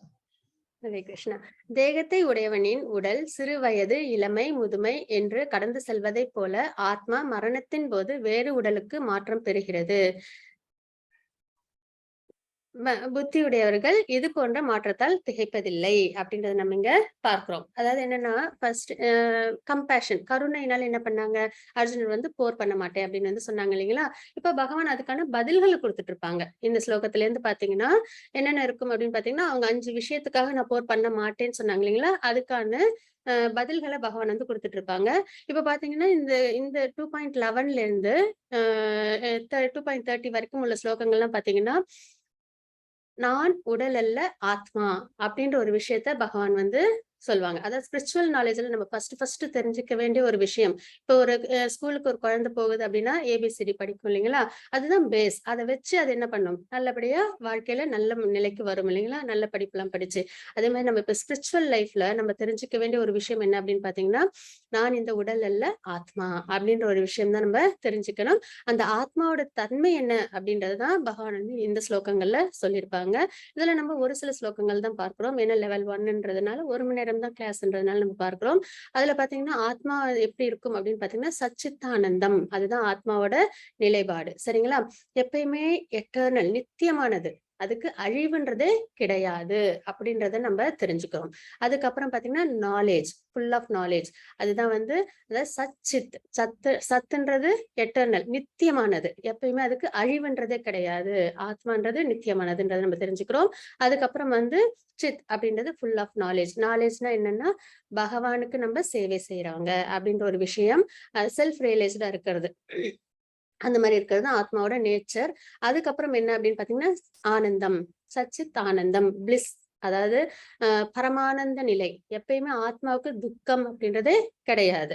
நம்மளுக்கு துக்கங்கள் வருது அப்படின்னாலே அது இந்த மெட்டீரியல் விஷயம், ஜட உலக வாழ்க்கையோட சம்பந்தப்பட்ட கஷ்டங்கள் தான் நமக்கு வருமே தவிர ஆத்மாவுக்காக ஏதாவது ஒரு கஷ்டம் இருக்கு அப்படின்னு பார்த்தா கிடையாது. அது எப்பயுமே சந்தோஷமா பரமானந்த நிலையில இருக்கும். இப்ப நம்ம கோயிலுக்கு போறோம்னு வச்சுக்கோங்களேன், கோயிலுக்கு போகும்போது நம்ம கவலையோட போவோம். இந்த மெட்டீரியல் விஷயத்துல, ஜட உலகத்துல ஒவ்வொருத்தவங்களுக்கும் ஒரு ஒரு பிரச்சனைகள் இருக்கும் இல்லைங்களா? ஆனா கோயிலுக்கு போயிட்டு வெளியில வரும்போது நம்மளுக்கு எப்படி இருக்கும், இருக்கும்? சந்தோஷம் இருக்கும். பகவான் கிட்ட போயிருக்கோம், அவங்க நம்மளுக்கு எல்லா நன்மைகளையும் செய்வாங்க அப்படின்ற ஒரு நம்பிக்கையும் இருக்கும். அதுக்கப்புறம் நம்மளுக்கு என்ன ஒரு மனநிலையில நம்ம போனாலும் சந்தோஷமா நம்ம வெளியில வரோம் இல்லைங்களா? அதுக்கு என்ன காரணமா இருக்கும் அப்படின்னு பார்த்தீங்கன்னா, ஆத்மாவுக்கு தேவையான விஷயத்த நம்ம அங்க செஞ்சிருக்கோம். ஆத்மா எப்பயுமே பகவானுக்கு சேவை செய்யறதுல தான் அதுக்கு மன நிறைவு ஏற்படும். அதனால தான் நம்ம கோயிலுக்கு எவ்ளோ கஷ்டத்தோட உள்ள போனாலும், நம்ம வெளியில வரும்போது நம்ம ஒரு ஒரு புரொடெக்ஷனோட நம்ம வரோம் இல்லைங்களா? சந்தோஷமா. அப்போ ஆத்மாவுக்கு தேவையான விஷயத்த செய்யறதுனால தான் அந்த இடத்துல நம்மளுக்கு என்ன கிடைக்குது? அந்த சந்தோஷமும், திருப்தியும் ஏற்படுது இல்லைங்களா? அப்ப சச்சித் ஆனந்தம். அதுதான் ஆத்மாவோட நிலை. அப்போ ஆத்மா அழியாதது அப்படின்ற பட்சத்துல, இப்ப அர்ஜுனர் என்ன சொன்னாங்க? பீஷ்மர், துரோணாச்சாரியர் இவங்கலாம் இறந்து போயிடுவாங்களே! என்னோட ஃப்ரெண்ட்ஸ், ஃபேமிலி மெம்பர்ஸ்லாம் இறந்து போயிடுவாங்களே! அப்படின்னு கருணையோட இருந்தாங்க இல்லைங்களா? அப்போ பகவான் என்ன சொல்றாங்க? ஆத்மான்றது நித்தியமானது. நீ இந்த போர்ல அவங்கள அ வதம் பண்ணாலும் அவங்க என்ன ஆவாங்க? ஆத்மா அவங்களது நற்கதி அடையும். அவங்களோட இந்த கிராஸ் பாடி, இந்த ஜட உடல் மட்டும் தான் நீங்கும். அப்படின்ற ஒரு தாத்பரியத்த பகவான் வந்து அர்ஜுனருக்கு சொல்றாங்க. ஆக்சுவலா அர்ஜுனர் பியூர் டிவோட்டி தான். அது நமக்கு சொல்ற ஒரு விஷயம். ஏன்னா நம்ம ஒரு நாளும் காலையிலேருந்து சாயந்தரம் வரைக்கும் செய்யற வேலைகள் எல்லாமே இந்த உடலை சம்பந்தப்பட்ட விஷயமா நம்ம செய்வோம். இந்த உடலை சந்தோஷப்படுத்துற ஒரு விஷயமா தான் செய்வோம் இல்லைங்களா? நம்ம ரொம்ப சந்தோஷமா இருக்கணும்னா நல்ல வீடு, அதுக்கப்புறம் நல்ல சாப்பாடு, நல்ல ஃபேமிலி இதெல்லாம் இருக்கணும். அதுக்கு தேவையான விஷயங்களையும் நம்ம நிறைய செஞ்சுக்கிட்டே இருப்போம் இல்லைங்களா? ஆனா இந்த உடல் நித்தியமானதா அப்படின்னு பார்த்தா, கண்டிப்பா என்னது? நித்தியமானது கிடையாது. அழியக்கூடிய ஒரு உடல் இல்லைங்களா இது? அப்போ அழியக்கூடிய உடலுக்கு நம்ப ஒரு நாள் ஃபுல்லா நம்ம என்ன பண்றோம்? மெனக்கட்றோம். ஆனா அழியாத ஆத்மாவ பத்தி நம்ம யாருமே என்ன செய்யறதில்ல? யோசிக்கிறதே இல்ல இல்லைங்களா? அப்ப அந்த அழியாத ஆத்மாவ பத்தி நம்ம என்ன பண்ணணும்? நம்ப ஆ நினைக்கணும். அதுக்கு தேவையான விஷயம் என்ன அப்படின்னு பார்த்தீங்கன்னா, டிவோஷனல் சர்வீஸ் பண்றதுதான். பக்தி சேவையில ஈடுபடுறது தான் ஆத்மாவுக்கு சந்தோஷமான விஷயம். அப்போ இந்த ஸ்லோகத்துல நம்ம என்ன பார்க்கிறோம் அப்படின்னு பார்த்தீங்கன்னா, தேகத்தை உடையவனின் உடல் சிறு வயது, இளமை, முதுமை என்று கடந்து செல்வதைப் போல ஆத்மா மரணத்தின் போது வேறு உடலுக்கு மாற்றம் பெறுகிறது. இப்போ ஒரு குழந்தை பொறக்குது. பொறந்த உடனே அது வந்து ரொம்ப குட்டியா இருக்கும். இல்லைங்களா? அதே கொஞ்சம் ஒரு 5 வயசு ஆகும்போது கொஞ்சம் வளர்ந்திருக்கும். அதோட உடல் வந்து மாறியிருக்கும். அதே மாதிரி ஒரு 20 வயசுல, 25 வயசுல பார்த்தீங்கன்னா, நல்ல ஒரு இளமையா இருப்பாங்க. அதுக்கப்புறம் வந்து 30 வயசு, 40 வயசு அந்த மாரி அவங்களோட உடல் அமைப்பு எப்படி இருக்கும்? மாறிக்கிட்டே இருக்கும் இல்லைங்களா? அதே ஒரு 60, 70, 80 வயசுல பார்த்தீங்கன்னா, ரொம்ப வயதாகி அந்த உடல் இருக்கும். அப்ப பிறந்தப்போ சின்னதா ஃப்ரெஷ்ஷா இருந்த ஒரு உடல். அதே வந்து 60, 70 வயசுல எப்படி இருக்கும்னு பார்த்தீங்கன்னா, தளர்ந்து இருக்கும் இல்லைங்களா? அப்ப இத நம்ம கண் முன்னாடியே பார்க்கிறோம். இந்த நிலைப்பாடு மாற்றத்த நம்ம கண் முன்னாடியே பார்க்கிறோம். ஆனா, அதுக்குள்ளார உள்ள ஆத்மா எப்படி இருக்கும் பார்த்தீங்கன்னா, அதுக்கு எந்த ஒரு டிஃபரன்ஸுமே கிடையாது. குழந்தையா இருக்கும்போது அந்த ஆத்மா எப்படி இருந்ததோ, அதே மாதிரி தான் அந்த உயிர் எப்படி இருக்கும்? அந்த வயதான சமயத்திலும் அந்த உயிர் இருக்கும். ஆத்மாவுக்கு எந்த ஒரு சேஞ்சஸும் ஏற்படாது இல்லைங்களா? ஆனா, இந்த கிராஸ் பாடி மட்டும் நம்ம கண் எதிரேவே நம்மளுக்கு அது என்ன ஆகுது? சேஞ்ச் ஆவறத நம்ம நெறைய பார்க்கிறோம் இல்லைங்களா? நம்மளோடதையும் பார்க்கிறோம், நம்மள சுத்தி உள்ளவங்களதையும் பார்க்கிறோம். அப்போ தேகத்தை உடையவனின் உடல் சிறு வயது, இளமை, முதுமை என்று கடந்து செல்வதைப் போல ஆத்மா மரணத்தின் போது வேறு உடலுக்கு மாற்றம் பெறுகிறது. அதே மாதிரி தான் மரணம் ஏற்படும்போது நம்ம நெறைய பிறவிகள் எடுக்கிறோம். அதாவது 84 லேக் ஸ்பீஷீஸ் சரிங்களா? இருக்கிறதுல, அதுல பார்த்தீங்கன்னா, அக்வாட்டிக்ஸ்ல இருந்து நீர்வாழ் உயிரினங்கள்ல இருந்து ஆ நம்ம வந்து முக்தி அடையிற வரைக்கும், அதாவது மனித பிறப்பு எடுக்கிற வரைக்கும் பார்த்தீங்கன்னா, நெறையா. ஃபர்ஸ்ட் பார்த்தீங்கன்னா, தசாவதாரத்த நீங்க வந்து ஞாபகம் வச்சுக்கலாம். அதாவது மச்சக்கூர்ம, வராக, நரசிம்ம, வாமன, ராம, கிருஷ்ண, கல்கி அப்படின்னு நம்ம வந்து ஞாபகம் வச்சிருக்கோம் இல்லைங்களா? அப்ப அதே மாதிரி நிலை தான். ஃபர்ஸ்ட் பார்த்தீங்கன்னா, மச்ச அவதாரம் எடுத்திருப்பாங்க. அதுக்கப்புறம் கூர்ம அவதாரம். மச்ச அவதாரம்ன்றது என்னது? ஆ வெறும் நீர்ல மட்டும் வாழுற உயிரினம். அதுக்கப்புறம் பார்த்தீங்கன்னா, கூர்மம்ன்றது நிலத்திலும், நீரிலும் வாழுற உயிரினம். அதே வந்து வராகம் அப்படின்றது கொஞ்சம் தண்ணீல இருக்கும் இல்லைங்களா? கொஞ்சம் பன்றி வந்து பார்த்தீங்கன்னா, சகதியில இருக்கும். ஆனா பெரும்பாலும் நிலத்துல இருக்கும். அதே நரசிம்ம அவதாரம் பார்த்தீங்கன்னா, அதுல வந்து பாதி அ அ சிங்கமாகவும், மீதி மனிதனாகவும் இருப்பாங்க பகவான். அப்போ அது வந்து பாதி மிருகமாவும், பாதி மனிதனாவும். அதுக்கப்புறம் பார்த்தீங்கன்னா, வாமனர்லேருந்து கல்கி வரைக்கும் பார்த்தீங்கன்னா, எல்லாமே மனித அவதாரமா இருக்கும். இதே நிலைப்பாடு தான் ஒரு உயிர் வந்து வருது, பகவானோட உடல்லேருந்து வருது அப்படின்னா, ஃபர்ஸ்ட் பார்த்தீங்கன்னா, இந்த அக்வாட்டிக்ஸ்ல இருந்து ஸ்டார்ட் ஆகும். அதுக்கப்புறம் நிலைப்பாடுகள் மாறி மாறி பிறப்பு இறப்பு பிறப்பு இறப்பு பிறப்பு இறப்புன்னு வந்து அதுக்கப்புறம் பசுவா வந்து அதுக்கப்புறம் மனித உடலை எடுத்து அதுக்கப்புறம் பாத்தீங்கன்னா ஃபர்ஸ்ட் கடவுள் மேல நம்பிக்கை இல்லாம இருந்து அதுக்கப்புறம் கடவுளை நம்பி அதுக்கப்புறம் பாத்தீங்கன்னா நிறைய தேவர்கள் எல்லாம் வந்து வழிபாடு செஞ்சு கடைசியில முக்தி வேணும் அப்படின்னு நினைக்கும் பொழுது பகவானோட கிருஷ்ணா கான்சியஸ்னஸுக்கு வர முடியும். ஏன்னா பகவானால மட்டும்தான் முக்தி தர முடியும் அப்படின்ற ஒரு விஷயம் இருக்கு இல்லைங்களா. பகவான் விஷ்ணு கிருஷ்ணரால மட்டும்தான் முக்தி கொடுக்க முடியும். அப்ப அந்த நிலைப்பாடை வந்து நம்ம வந்து அடையிறோம். அப்ப இதுக்கு நடுவுல பாத்தீங்கன்னா நிறைய பிறப்பு இறப்பு பிறப்பு இறப்பு அப்படின்ற அந்த சுழற்சியில நம்ம எல்லாருமே ஈடுபட்டு இருக்கோம். அப்ப அந்த பிறப்பு இறப்பு சுழற்சி எதனால வருது அப்படின்னு பாத்தீங்கன்னா அந்த முக்குணங்கள்னால நம்மளுக்கு வருது அப்படின்றத நம்ம தெரிஞ்சுக்கிறோம். அப்ப மரணத்தின் போது வேறு உடலுக்கு மாற்றம் பெறுகிறது என்னது ஆத்மா அப்படின்றத நம்ம இங்க தெரிஞ்சுக்கிறோம். ஆத்மா அழியாததுன்னு தெரிஞ்சுக்கிறோம். இந்த கிராஸ் பாடி அழியறதுன்னு நம்ம வந்து தெரிஞ்சுக்கிறோம். அதனால அர்ஜுனருக்கு பகவான் என்ன சொல்றாங்க, நீ வருத்தப்பட வேண்டிய அவசியம் இல்ல. அவங்க வந்து இந்த கிராஸ் பாடி தான் வந்து போகுமே தவிர அவங்க ஆத்மா எப்பயுமே நித்தியமானது. அது என்ன ஆகும், நற்கதி அடையும் அர்ஜுனா அப்படின்னு சொல்லி பகவான் வந்து தேத்துறாங்க. அதே மாதிரிதான் நம்மளுக்கு வர கஷ்டங்கள் எல்லாமே இந்த ஜட உலக வாழ்க்கை சம்பந்தப்பட்ட ஒரு விஷயமே தவிர எப்பயுமே நம்மளுக்கு வர கஷ்டமா இருக்கட்டும் சந்தோஷமா இருக்கட்டும் நிலையானதாவே இருக்காது. கஷ்டமும் வரும் போகும், சந்தோஷமும் வரும் போகும் இல்லைங்களா. அதனால வந்து நம்ம அதுக்கு என்ன ஆகக்கூடாது, நம்ம லேமெண்ட் ஆகக்கூடாது. நித்தியமான ஆத்மாவை பத்தி நம்ம யோசிக்கணும். அதுக்கு தேவையான விஷயத்தை நம்ம செய்யணும் அப்படின்றத நம்ம இங்க தெரிஞ்சுக்கிறோம். மாதாஜி 2.23 லலிதா மாதாஜி. நைனம் சிந்தந்தி சஸ்திராணி நைனம் தகதி பாவகம் नैनं चिन्दन्ति शस्त्राणि नैनं दहति पावकः न चैनं क्लेदयन्त्यापो न शोषयति मारुतः. हरे कृष्णा. ஹரே கிருஷ்ண மாதாஜி. ஆத்மா எந்த ஆயுதத்தாலும் துண்டிக்கப்பட முடியாததும் நெருப்பால் எரிக்கப்பட முடியாததும் நீரால் நனைக்கப்பட முடியாததும் வீசும் காற்றால் உலர்த்தப்பட முடியாததும் ஆகும். அதாவது நம்ம பார்த்தோம் இல்லைங்களா 2.11 இருந்து 2.30 வரைக்கும் சோல்கான விஷயம், ஆத்மாவோட தன்மைகள் எப்படி இருக்கும் அப்படின்றதான் பகவான் வந்து சொல்லியிருப்பாங்க. அப்ப ஆத்மான்றது எட்டர்னல் நம்ம பார்த்தோம் இல்லைங்களா, நித்தியமானது. அப்போ அந்த எந்த ஆயுதத்தாலும் அது என்ன பண்ண முடியாது, துண்டிக்கப்பட முடியாது. நெருப்பால் எரிக்கப்பட முடியாததும் நீரால் நனைக்கப்பட முடியாததும் வீசும் காற்றால் உலர்த்தப்பட முடியாததும் ஆகும் அப்படின்றத நம்ம வந்து தெரிஞ்சுக்கிறோம். அப்ப ஆத்மாவை எதாலையும் அழிக்க முடியாது. அது அன்பான், அது வந்து எட்டர்னல் அன்பான். அதுக்கு பிறப்பு இறப்பு அப்படின்றதே கிடையாது. அது பகவானோட உடல்ல இருந்து வருது, திருப்பி பகவான் கிட்டே அது ஐக்கியமாகும். அவ்வளவுதானே தவிர அதுக்கு பிறப்பு அதுக்கப்புறம் வந்து இறப்பு அப்படின்றது ஆத்மாவுக்கு கிடையாது. அது இந்த ஜட உடலுக்கு மட்டும்தான் அப்படின்றத நம்ம இங்க தெரிஞ்சுக்கிறோம். அதனால இந்த ஜட உடலுக்கான விஷயங்கள்ல நம்ம கவலைப்பட வேண்டிய அவசியம் இல்லை அப்படின்றத நம்ம வந்து இங்க பாக்குறோம். ஆனா ஜட உடல் முக்கியம் எதற்காக அப்படின்னு பார்த்தோம்னா பகவானுக்கு பக்தி சேவை செய்யறதுக்கு இந்த உடலை நம்ம நல்லபடியா பராமரிக்கணும் அப்படின்றதும் ஒரு விஷயம். ஏன்னா நம்ம இன்னொருத்தவங்களுக்கு பாரமா இருந்துடக்கூடாது. அதனால நம்ம இந்த ஜட உடலை நல்லபடியா பாத்துக்கணும். அதனால நம்ம வந்து பகவானுக்கு பக்தி சேவையில நம்ம ஈடுபடணும் அப்படின்றது நம்ம இங்க தெரிஞ்சுக்கிறோம். மாதாஜி 2.36 अवाञ्च वादाञ्च बहून् वदिष्यन्ति तवाहिताः निन्दन्तस्तव सामर्थ्यं ततो दुःखतरं नु किम्. हरे कृष्णा. ஹரே கிருஷ்ண மாதாஜி. அன்பில்லாத வார்த்தைகள் பலவற்றை கூறி உனது எதிரிகள் உனது திறமையை நிந்திப்பர். அதை விட மிகுந்த துன்பம் தரக்கூடியது வேறு என்ன இருக்க முடியும். அதுக்கப்புறம் வந்து நோ என்ஜாய்மெண்ட் அப்படின்னு சொல்லியிருப்பாங்க இல்லைங்களா. ஒண்ணு வந்து கருணை, அதுக்கான பதில பகவான் வந்து சொல்லியிருக்காங்க. ஆத்மா நித்தியமானது, அதனால நீ வந்து யாரையும் இங்க வந்து கொலை பண்றதுனால அழிக்கிறதுனால அவங்க வந்து நிரந்தரம் அழிய மாட்டாங்க. அவங்களோட இந்த ஜட உடல் மட்டும்தான் அழியும் அப்படின்றத சொல்றாங்க. அதுக்கப்புறம் வந்து சந்தோஷம் இல்லை அப்படின்னு சொல்லியிருந்தாங்க இல்லைங்களா. அதுக்கு பகவான் என்ன சொல்லியிருக்காங்க அப்படின்னு பாத்தீங்கன்னா அதாவது அன்பில்லாத வார்த்தைகள் பலவற்றை கூறி உனது எதிரிகள் உனது திறமையை நிந்திப்பர்.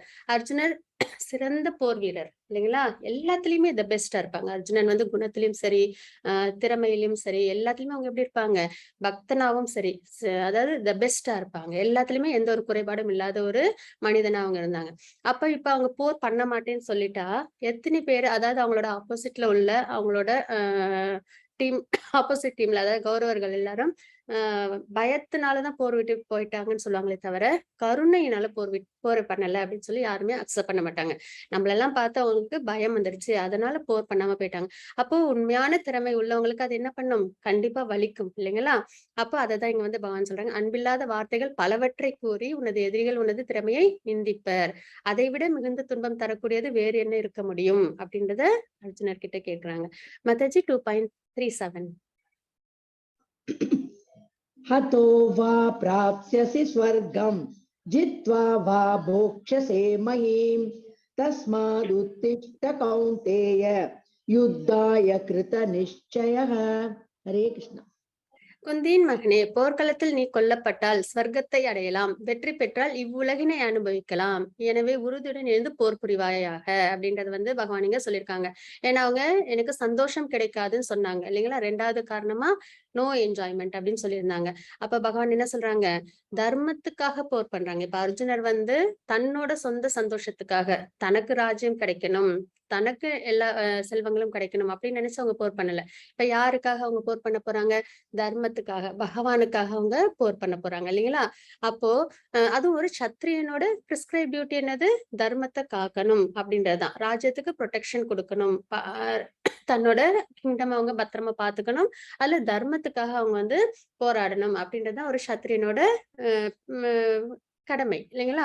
அப்போ இது இப்ப தர்மத்துக்காக தான் அர்ஜுனர் போர் பண்றாங்க. அப்ப குந்தியின் மகனே, போர்க்களத்தில் நீ கொல்லப்பட்டால் ஸ்வர்க்கத்தை அடையலாம். போர்க்களத்துல ஒருவேளை அர்ஜுனன் இறந்து போனா அவங்க என்ன பண்ணுவாங்க, நல்ல காரியத்துக்காக அவங்க போர் பண்றாங்க இல்லைங்களா? அதர்மத்துக்காக பண்ணல, தர்மத்துக்காக பண்றாங்க. அதனால அவங்க என்ன அடையலாம், சொர்க்கத்தை அடையலாம். அதே வெற்றி பெற்றால் இவ்வுலகினை அனுபவிக்கலாம். அதே அவங்க போர்ல வெற்றி பெற்றாங்கன்னா அவங்களுக்கு ஹஸ்தினாபுரம் கிடைக்கும், இந்திரபிரஸ்தம் கிடைக்கும். அதனால அவங்க சந்தோஷமா இருக்கலாம். அதனால அவங்களுக்கு எப்படி பார்த்தாலும் என்னது, சந்தோஷம் உண்டு. நோ என்ஜாய்மெண்ட்னு பகவான் கிட்ட அவங்க சொன்னதுக்கு பகவான் என்ன சொல்றாங்க, எப்படி பார்த்தாலும் உனக்கு சந்தோஷம் உண்டு அப்படின்றத இங்க வந்து சொல்றாங்க. எனவே உறுதியுடன் எழுந்து போர் புரிவாயாக அப்படின்னு வந்து அர்ஜுனருக்கு அவங்க உபதேசம் கொடுக்குறாங்க. அப்ப நம்மளும் நம்மளோட பிரிஸ்கிரைப் டியூட்டியை பண்ணணும், தர்மத்துக்காக பண்ணணும் அப்படின்றத நம்ம இங்க தெரிஞ்சுக்கிறோம். சரிங்களா? இதுதான் அதுக்கான பிக்சர். சொர்க்கத்தை அடையிறது இல்லைன்னா இந்த உலகத்துல அவங்களுக்கு ராஜ்யம் கிடைக்கிறது அப்படின்றத பார்க்கிறோம். மாதாஜி 2.40.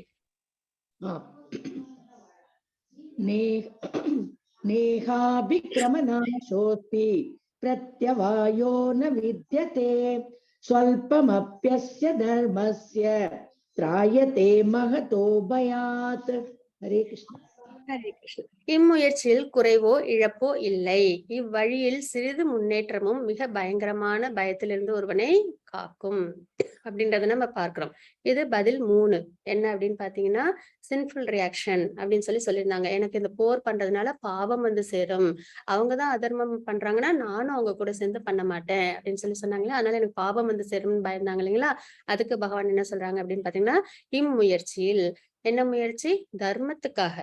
அர்ஜுனர் யாருக்காக போர் பண்றாங்க, தர்மத்துக்காக, பகவானுக்காக. தர்மம் எப்பயுமே என்னது, யார் பக்கம், அதாவது பகவான் பக்கம் இல்லைங்களா? அப்ப பகவானுக்காக போர் பண்றாங்க.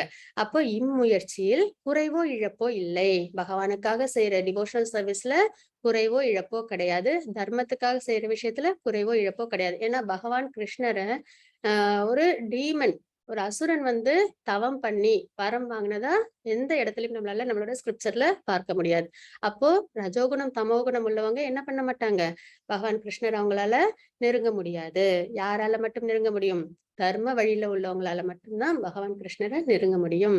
அப்போ அந்த மாதிரி சிந்தனை உள்ளவங்க பக்தி சேவையில ஈடுபடும் போது அவங்களுக்கு குறைவோ இழப்போ இல்லை அப்படின்றத நம்ம இங்க பார்க்கிறோம். இவ்வழியில் சிறிது முன்னேற்றமும், பக்தி தொண்டுல சின்ன ஒரு விஷயம் செஞ்சா கூட அது மிக பயங்கரமான பயத்திலிருந்து ஒருவனை காக்கும் அப்படின்றத நம்ம இங்க தெரிஞ்சுக்கிறோம்.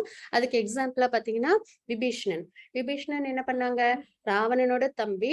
இருந்தாலும் அவங்க என்ன பண்ணாங்க, அவங்க வந்து ராவணனுக்கு சப்போர்ட் பண்ணாம பகவான் ராமருக்கு வந்து அவங்க என்ன பண்ணாங்க, அவங்க கிட்ட வந்து சரணாகதி அடைஞ்சு அவங்களுக்கு சேவை பண்ணாங்க இல்லைங்களா? அதே மாதிரி ஹனுமனும் பாத்தீங்க அப்படின்னா அவங்க என்ன பண்ணாங்க, சீத்தையை மீட்கிறதுக்காக அவங்களும் என்ன பண்ணாங்க, ராமருக்கு உதவி செஞ்சாங்க. இன்னும் ஒரு விஷயம், ஹனுமன் வந்து தாசிய ரசம் பகவானோட. அப்ப பகவானுக்காக அவங்க என்ன வேணாலும் செய்வாங்க, யோசிக்கவே மாட்டாங்க. பகவான் ஒரு விஷயத்த சொன்னா அதை உடனே அவங்க செஞ்சு கொடுப்பாங்க. அப்ப இந்த மாதிரி டிவோஷனல் சர்வீஸ்ல நம்ம ஈடுபடுறோம் அப்படின்னா அது என்னைக்குமே நம்மளுக்கு என்னது, நம்மளுக்கு கெடுதலை கொடுக்காது, நன்மைகளே கொடுக்கும் அப்படின்றத நம்ம இங்க தெரிஞ்சுக்கிறோம். மாதாஜி இந்த ஸ்லோகம் நம்பர் இல்ல. व्यवसायात्मिका बुद्धि एकेह कुरु नन्दन बहुशाखाहनन्ताश्च बुद्धयो व्यवसायिनाम्. हरे कृष्ण. இவ்வழியில் உள்ளோர் தங்களது குறிக்கோளில் திடமான உறுதியுடன் இருப்பர். எந்த வழியில? டிவோஷனல் சர்வீஸ்ல. பகவானுக்கு பக்தி சேவை பண்ணணும், பகவானை திருப்தி பண்ணணும் அப்படின்னு இருக்காங்க இல்லைங்களா? அவங்க எப்பயுமே சத்துவகுணத்துல இருப்பாங்க. ரஜோகுணம் தமோகுணம் இருந்தா அது பாவங்களை செய்யக்கூடிய குணங்கள் இல்லைங்களா? அப்போ சத்துவகுணத்துல இருக்கும்போது பகவானுக்கு பக்தி சேவை பண்றவங்க எப்படி இருப்பாங்க? உறுதியுடன் இருப்பாங்க. பகவானுக்கு திருப்தி பண்ணணும், பகவானுக்கு பக்தி சேவை பண்ணணும். அதுல இருந்து அவங்க என்னைக்கு என்ன பண்ண மாட்டாங்க, அவங்க டிஸ்டர்ப் ஆக மாட்டாங்க. இவர்களது லட்சியம் ஒன்றே, குரு வம்சத்தின் செல்வனே, உறுதியற்றவரது அறிவோ பல கிளைகளை கொண்டது. அதே இந்த மாதிரி போக்கஸ்டா இல்லாம சோல் நித்தியமானது, சோலுக்கான விஷயங்களை நம்ம வாழ்க்கையில செய்யணும், சோல் பக்தி சேவையில் ஈடுபடும் போதுதான் சந்தோஷத்தை அடையுது அப்படின்ற விஷயம்லாம் தெரியாம ஜட உலகத்துல அன்லிமிட்டெட் டிசைர்ஸ், நிறைய ஆசைகள் இருக்கும். ஒன்னடைஞ்சா இன்னொன்னு, ஒன்னடைஞ்சா இன்னொன்னு அப்படின்ற ஆசைகள் இருக்கும். அந்த ஆசைகள் நம்மளுக்கு நிறைவேறுமா நிறைவேறாதா அப்படின்ற ஒரு ஏக்கமும் இருக்கும் இல்லைங்களா? அப்ப இந்த எல்லா விஷயமும் பாத்தீங்க, அதுவும் இல்லாம எதையுமே நம்மளால கூட எடுத்துட்டு போக முடியாது. நம்மளோட கர்மத்தை மட்டும்தான் நம்மளால எடுத்துட்டு போக முடியும். பிறக்கும் பொழுதும் நம்மளோட கர்மா மட்டும்தான் வரும், இறக்கும் பொழுதும் நம்மளோட கர்மா மட்டும்தான் வரும். ஆனா நடுவுல நம்ம என்ன பண்ணுவோம், நிறைய விஷயங்களை நம்ம நம்ம வாழ்க்கையில தேடிக்கிட்டே இருப்போம். இது வேணும், அது வேணும், அது வேணும்னு சொல்லிட்டு தேடிக்கிட்டே இருப்போம். அதுக்கு ஒரு அளவுகள் இருக்கான்னு பார்த்தா கிடையாது. அது எப்பயுமே நம்மளுக்கு அதிகப்படியாவே நம்மள கொண்டு போயிட்டே இருக்கும் இல்லைங்களா? அப்போ இந்த மாதிரி டிவோஷனல் சர்வீஸ் பண்ணணும், பகவானுக்கு பக்தி சேவை பண்ணணும் அப்படின்றவங்க ஒரே குறிக்கோளோட இருப்பாங்க. பிரிஸ்கிரைப் டியூட்டியை செய்வாங்க, அதே சமயத்துல டிவோஷனல் சர்வீஸ்லயும் இருப்பாங்க. தன்னோட வாழ்க்கையை நல்ல முறையில வாழ்ந்துட்டு பகவானுக்கு பக்தி சேவை செய்யறதுதான் இருக்கிறதுல பேலன்ஸ். ஏன்னா தன்னோட வாழ்க்கையும் நல்லபடியா வாழணும், நம்ம இன்னொருத்தவங்களுக்கு பாரமா இல்லாம நம்மள நல்லபடியா பாத்துக்கிட்டு அதே சமயத்துல பகவானுக்கு பக்தி சேவையும் பண்ணணும், நம்மளை சுத்தி உள்ளவங்களுக்கும் நன்மை செய்யணும். இதுதான் ஒரு பேலன்ஸ்டு லைஃப் அப்படின்னு நம்ம பார்க்கிறோம். அதே இந்த மாதிரி ஒரு போக்கஸ்டா இல்லாதவங்க எப்படி இருப்பாங்க அப்படின்னு பாத்தீங்கன்னா, உறுதியற்ற அறிவோ பல கிளைகளை கொண்டது. இது அது அது இதுன்னு சொல்லிட்டு ஒரு இடத்துலயும் அவங்க என்ன பண்ணிட்டே இருப்பாங்க, மாறி மாறி அவங்களோட எண்ணங்கள் மாறிக்கிட்டே இருக்கும் அப்படின்றத நம்ம இங்க தெரிஞ்சுக்கிறோம். மாதாஜி 2.47. कर्मण्येवाधिकारस्ते मा फलेषु कदाचन मा कर्म फलहेतुर्भू मा ते संगोस्त्व कर्मणि. हरे कृष्ण. ஹரே கிருஷ்ணா. உனக்கு விதிக்கப்பட்ட கடமையை செய்ய மட்டுமே உனக்கு அதிகாரம் உண்டு. இதுதான் நம்ம இங்க தெரிஞ்சுக்கிறோம். அதான் நிஷ்காம கர்ம யோகா. அதாவது நம்மளோட கடமையை மட்டும் நம்ம செய்யணும், பலனை எதிர்பார்க்க கூடாது. நம்ம குழந்தைங்களுக்கு நம்ம செய்யறோம் இல்லைங்களா? எல்லா விஷயமும் பார்த்து பார்த்து பண்ணுவோம். அவங்களுக்கு எல்லாத்துலயும் நல்லது சிறந்ததை நம்ம செஞ்சு கொடுப்போம். ஏதாவது பலனை எதிர்பார்த்து பண்றோம்னா கிடையாது. நம்மளோட கடமையை நம்ம அது என்ன செய்யறோம், முழு மனதோட 100% எஃபர்ட் போட்டு 200% எஃபர்ட் போட்டு நம்ம பிள்ளைங்களுக்கு நம்ம எல்லாத்தையும் செய்யறோம் இல்லைங்களா? அதுதான் நிஷ்காம கர்ம யோகா. அவங்க திருப்பி நமக்கு ஏதாவது செய்வாங்கன்ற ஒரு எதிர்பார்ப்பு இருக்கவே இருக்காது இல்லைங்களா? அதே மாதிரிதான் எல்லா விஷயத்தையும் நம்ம செய்யணும். உனக்கு விதிக்கப்பட்ட கடமையை செய்ய மட்டுமே உனக்கு அதிகாரம் உண்டு, ஆனால் செயல்களின் பலன்களில் உனக்கு அதிகாரம் இல்லை. அப்ப செயல்களின் பலன்களை நம்ம எதிர்பார்ப்பு வச்சுட்டோம் அப்படின்னா நம்மளுக்கு பந்தம் ஏற்படும். அந்த அதனால நம்மளுக்கு பிறப்பு இறப்புன்ற சுழற்சி வரும் அப்படின்றத நம்ம இங்க தெரிஞ்சுக்கிறோம். உனக்கு விதிக்கப்பட்ட கடமையை செய்ய மட்டுமே உனக்கு அதிகாரம் உண்டு, ஆனால் செயல்களின் பலன்களில் உனக்கு அதிகாரம் இல்லை. உனது செயல்களின் விளைவுகளுக்கு உன்னையே காரணமாக ஒருபோதும் எண்ணாதே அப்படின்றது இங்க பகவான் சொல்றாங்க. நம்ம இப்ப எத்தனையோ பேர் நிறைய விஷயங்கள் நினைப்போம், அது எல்லாமே நம்மளுக்கு நிறைவேறுதா அப்படின்னு பார்த்தா கண்டிப்பா ஒரு சில விஷயங்கள் நம்மளுக்கு நிறைவேறாது இல்லைங்களா? அப்போ கண்டிப்பா என்ன இருக்கு, வேற ஒரு சக்தியும் இருக்கு அப்படின்றத நம்மளால புரிஞ்சுக்க முடியுது. ஒண்ணு நம்மளோட கர்ம வினை, இன்னொன்னு பகவானோட அனுகிரகம். அப்போ உனது செயல்களின் விளைவுகளுக்கு உன்னையே காரணமாக ஒருபோதும் எண்ணாதே அப்படின்றத நம்ம இங்க பார்க்கிறோம். அப்போ எந்த ஒரு விஷயம் நடந்தாலும் அதுக்கு 5 விஷயங்கள் இருக்கு அப்படின்றத 18வது சாப்டர்ல பகவான் சொல்லியிருப்பாங்க. அதை நம்ம 18வது சாப்டர் நம்ம பார்க்கலாம். கடமையை செய்யாமல் இருக்க ஒருபோதும் பற்றுதல் கொள்ளாதே. சரி, கடமையை செய்யணும், பற்றுதல் இல்லாம செய்யணும் அப்படின்றது ஒரு பக்கம். இன்னொன்னு வந்து சரி கடமையை செய்யாம இருக்கலாமா அப்படின்னா அதுவும் வந்து என்னது சிறந்தது கிடையாது. அதுவும் வந்து நம்ம கடமையும் நம்ம சிறந்த முறையில நம்ம செய்யணும் அப்படின்றத நம்ம இங்க பார்க்கிறோம். அந்த காலத்துல பார்த்தீங்கன்னா வர்ணாசிரம தர்மம் இருக்கும். அதாவது வந்து பிராமணர்கள், சத்திரியர்கள், வைஷ்யர்கள், சூத்திரர்கள் அப்படின்னு வந்து இருப்பாங்க. அவங்கவங்களுக்குன்னு ஒரு பிரிஸ்கிரைப் டியூட்டி இருக்கும். பிராமணர்கள்னா நாலேஜ் குடுப்பாங்க. சத்திரியர்கள்னா நாட்டை வந்து பாதுகாப்பாங்க, தர்மத்தை நிலைநாட்டுவாங்க. அதே மாதிரி வைஷ்யர்கள்ன்றவங்க பிசினஸ்லாம் பண்ணி ராஜாவுக்கு வந்து டாக்ஸ் குடுப்பாங்க இல்லைங்களா? ஏன்னா அரசு ஆளணும் அப்படின்னா அவங்களுக்கு வருமானம் வேணும். அப்போ அவங்க பிசினஸ்லாம் பண்ணி டாக்ஸ் தான் குடுப்பாங்க. அதுக்கப்புறம் சூத்திரர்கள்ன்றவங்க இவங்க எல்லாருக்கும் சேவை பண்ணுவாங்க. இந்த ஒரு தாத்பரியம் தான் எப்பயுமே இருக்கும். அதனாலதான் பாத்தீங்கன்னா எல்லா ராஜாவும் பாத்தீங்கன்னா குருவை வச்சிருப்பாங்க. ஏன்னா அவங்க நாலேஜா இருப்பாங்க. எது தர்மம் அதர்மம்ன்றது அவங்களுக்கு தெரியும். அவங்களோட வழிகாட்டுதலின் பேரில அவங்க ராஜ்யத்தை வழி நடத்துவாங்க. ராமருக்கு பாத்தீங்கன்னா வசிஷ்டர் இருந்தாங்க. அதே மாதிரி வந்து ஹஸ்தினாபுரத்துலயும் பாத்தீங்கன்னா துரோணாச்சாரியர்லாம் இருந்தாங்க இல்லைங்களா? அப்போ கிருபாச்சாரியர் அவங்கலாம் இருந்தாங்க. அப்போ அரசன் ஒருத்தவங்க இருந்தாங்கன்னா அவங்களுக்கு யாரும் இருப்பாங்க கூட குரு ஒருத்தவங்க இருந்து வழிகாட்டுவாங்க. இந்த மாதிரி ஒரு சிஸ்டமேட்டிக்கா தான் வந்து இருக்கும். ஆனா வந்து இப்போ அது மாதிரி கிடையாது இல்லைங்களா? நமக்கு வந்து எல்லாருமே கலந்திருக்கோம். அப்படின்ற பட்சத்துல நம்மளோட கடமை என்ன அப்படின்றத நம்ம தெரிஞ்சுக்கணும் பார்த்தீங்கன்னா, நம்மளோட அ இந்த மெட்டீரியலிஸ்டிக்கு தேவையான அளவுக்கு வாழ்க்கை நம்ம நல்லபடியா வாழ்ந்து, எல்லாருக்கும் உதவி பண்ணி, அதே சமயத்துல பகவானுக்கு பக்தி சேவையில ஈடுபடணும். இத வந்து நம்ம செஞ்சோம் அப்படின்னாலே, நம்மளோட கடமைகள நம்ம சரிவர செய்றோம் அப்படின்றது அர்த்தமாகும். அதுக்கப்புறம் பார்த்தீங்கன்னா, ஸ்திதமுனி அப்படின்றது, அது என்ன அப்படின்றத நம்ம பார்ப்போம். இப்ப வந்து கடமைய வந்து அ செய், பலன் எதிர்பார்க்காத அப்படின்லாம் சொன்னாங்க இல்லைங்களா? அப்ப அவங்களோட அறிகுறிகள் எப்படி இருக்கும் அப்படின்றத வந்து அர்ஜுனர் கேட்பாங்க. அது என்ன அப்படின்னு பார்த்தோம்னா, உணர்ச்சிகளை திருப்திப்படுத்தும் அனைத்து வகையான விருப்பங்களையும் விட்டு விடுகின்றான். அந்த மாரி இருக்கிறவங்க இந்த மெட்டீரியல் சென்ஸ் என்ஜாய்மென்ட்ஸ் சரிங்களா? இந்த உடலுக்கு தேவையான விஷயங்கள்ல அவங்க ரொம்ப ஈடுபாடோட இருக்க மாட்டாங்க. அதுக்கப்புறம் அவங்களோட பேச்சு எப்படி இருக்கும் அப்படின்னு பார்த்தோம்னா, இன்பம், துன்பம், பயம், கோபம் இவற்றின் பாதிப்பு இல்லை. பேச்சும் வந்து பார்த்தீங்கன்னா, இவங்க எப்படி இருப்பாங்க அப்படின்னு பார்த்தீங்கன்னா, ஸ்டேபிளா இருப்பாங்க. இன்பம் வந்தாலும் அது வந்து சரி இதுவும் கடந்து போகும் அப்படின்னு இருப்பாங்க. துன்பம் வந்தாலும் இதுவும் கடந்து போகும். அவங்களுக்கு பயம்ன்றதும் இருக்காது. ஏன்னா சூழ் நித்தியமானது. அதுக்கு என்னைக்குமே பாதிப்பு வரப்போறது கிடையாது. பக்தி சேவையில ஈடுபடுறதுனால எப்பயுமே சந்தோஷமா தான் இருக்கும். அதனால பயம்ன்றது இருக்காது. பயம்ன்றது இந்த மெட்டீரியல் உலகத்துக்கு தேவையான விஷயத்த நம்ம செய்யும்போது தான் அது நம்மளுக்கு கிடைக்குமோ கிடைக்காதோன்ற பட்சத்துல நம்மளுக்கு பயம் ஏற்படும். அதே மாதிரி கோபமும் பார்த்தீங்கன்னா, இந்த 3 குணங்கள்ல இருந்து வர ஒரு விஷயம் தான் இல்லைங்களா? அப்ப இது எல்லாமே இது எல்லாத்தாலயும் அவங்களுக்கு என்ன இருக்காது? பாதிப்பு இருக்காது அப்படின்றத நம்ம பார்க்கிறோம். அவங்க எப்படி இருப்பாங்க? ஸ்திதமுனி எப்படி இருப்பாங்க அப்படின்னு பார்த்தீங்கன்னா, ஆமை தனது ஓட்டுக்குள் உடலை சுருக்குதல் போல. ஆமை வந்து பாதுகாப்பா இருக்கணும் அப்படின்னா என்ன பண்ணும்? தன்னோட ஓட்டுக்குள்ளார தன்னோட உடல குறுக்கிக்கும் இல்லைங்களா? அதே மாதிரி அவங்க சித்தமுனி எப்படி இருப்பாங்க அப்படின்னு பார்த்தீங்கன்னா, நல்லா ஆக்டிவா இருப்பாங்க. எதுல ஆக்டிவா இருப்பாங்க? ஸ்பிரிச்சுவலான விஷயத்துல நல்லா ஆக்டிவா இருப்பாங்க. அதே மெட்டீரியலான விஷயம், ஜட வாழ்க்கை அப்படின்னு வரும்பொழுது, அவங்க எப்படி இருப்பாங்க? ஆமை தன்னோட ஓட்டுக்குள்ளார உடல அடக்கிக்கிற மாரி அவங்க ரொம்ப சம்பந்தப்படாம இருப்பாங்க. ஏன்னா சம்பந்தப்பட்ட என்ன ஆயிடும்? பிறப்பு, இறப்புன்னு வரும். அப்புறம் இன்பம், துன்பம் வரும். பயம், கோபம் வரும். எல்லாமே வரும். அதனால அவங்க ஆமை தனது ஊட்டுக்குள் உடலை சுருக்குதல் போல அப்படின்றத நம்ம பார்க்கிறோம். எப்படி நடந்து கொள்கிறான்? ஆசைகளிலிருந்து விடுபட்ட வாழ்க்கை. ஆசை அப்படின்றது மனிதனுக்கு எப்பயுமே இருக்கும். யாராலையும் ஆசைப்படாம இருக்கவே முடியாது. ஆனா பகவானுக்கு பக்தி சேவை பண்ணணும் அப்படின்ற ஆசை இருந்தது அப்படின்னா, நம்மளால கண்டிப்பா ஏன்னா வந்து நம்மளோட மனதும் சென்சஸும் எப்பயுமே ஆக்டிவான ஒரு விஷயம். அப்புறம் ஆசையும் எல்லாருக்கும் இருக்கும். ஆனா அதையே நம்ம பகவானுக்காக செய்யும்போது, அந்த மனதையும், நம்மளோட சென்சஸையும், நம்மளோட ஆசையும் பகவானுக்கு பக்தி சேவையை செய்யும்போது நம்ம ஈடுபடுத்தினோம் அப்படின்னா, இந்த மெட்டீரியலான விஷயங்கள்ல இருந்து நம்மளுக்கு ஆசைகள் குறைந்திடும் அப்படின்றதான் தாத்பரியம். அதனால என்னைக்குமே மனதை கண்ட்ரோல் பண்ணக்கூடாது, சென்சஸ கண்ட்ரோல் பண்ணக்கூடாது. அதே மாதிரி நம்மளோட ஆசைகளையும் கண்ட்ரோல் பண்ணக்கூடாது. ஆனா அதெல்லாம் யாருக்கு வைக்கணும்? பகவானுக்காக நம்ம செய்யணும். அப்போ நம்மளால கண்டிப்பா என்ன பண்ண முடியும்? இந்த மெட்டீரியல் விஷயத்துல இருந்து நம்மளால ஓரளவுக்கு விலகி இருக்க முடியும். அந்த மாதிரி விலகி இருக்கும்போது என்ன ஆகும் அப்படின்னு பார்த்தீங்கன்னா, நம்மளுக்கு இந்த தேவையில்லாத பயம், குழப்பம், கஷ்டம், நஷ்டம் இதெல்லாம் நம்மள பாதிக்காம இருக்கும். हरे कृष्ण माताजी 2.5 55